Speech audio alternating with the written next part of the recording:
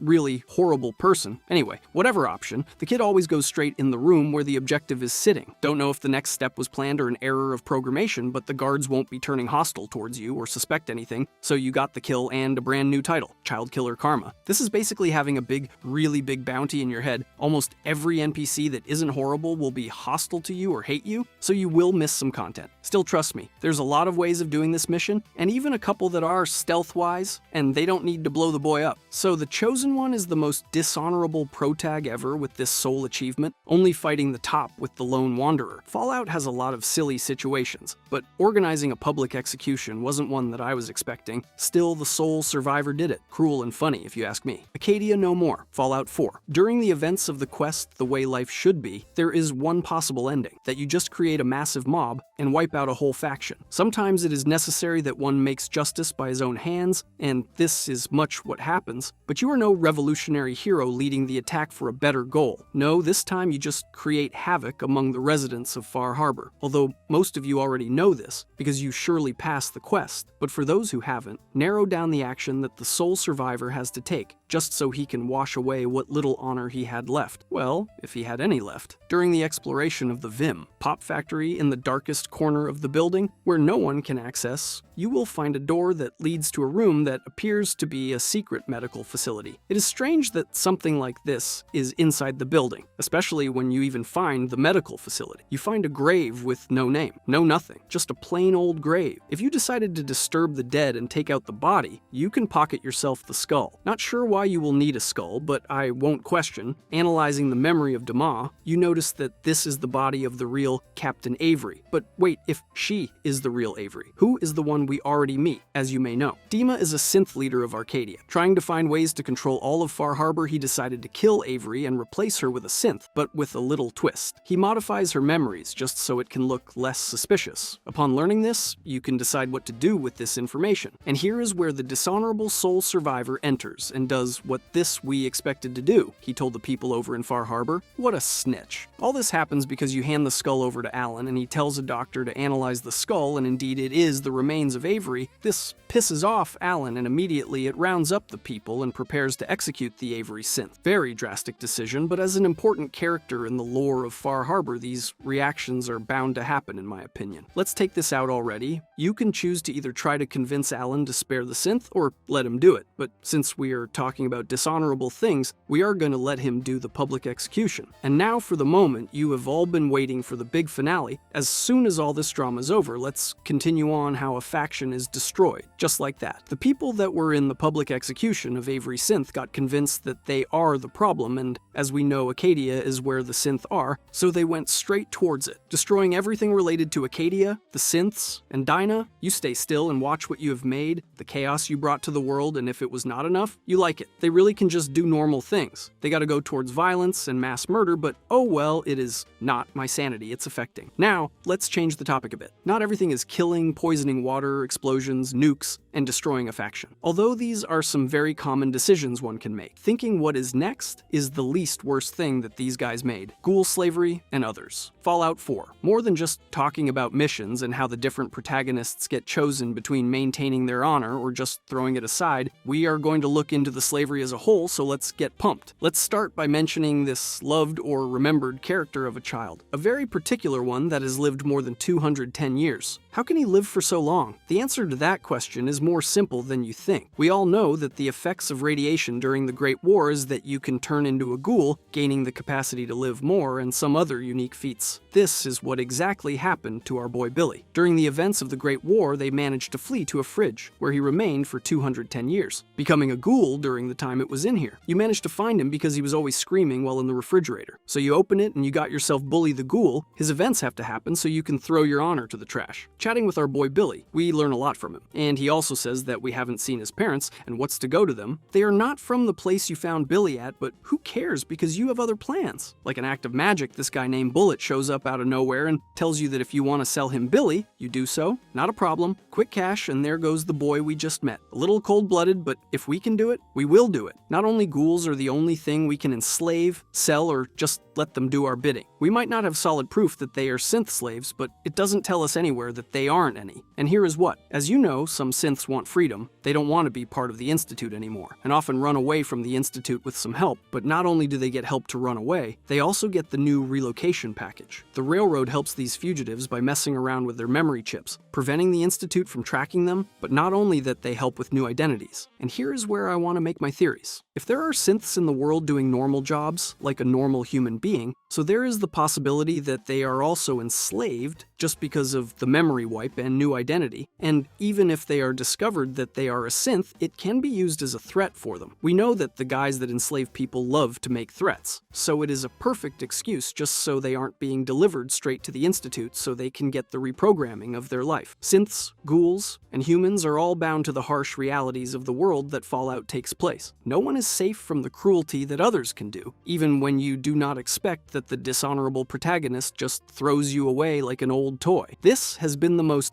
dishonorable things each Fallout protagonist has done.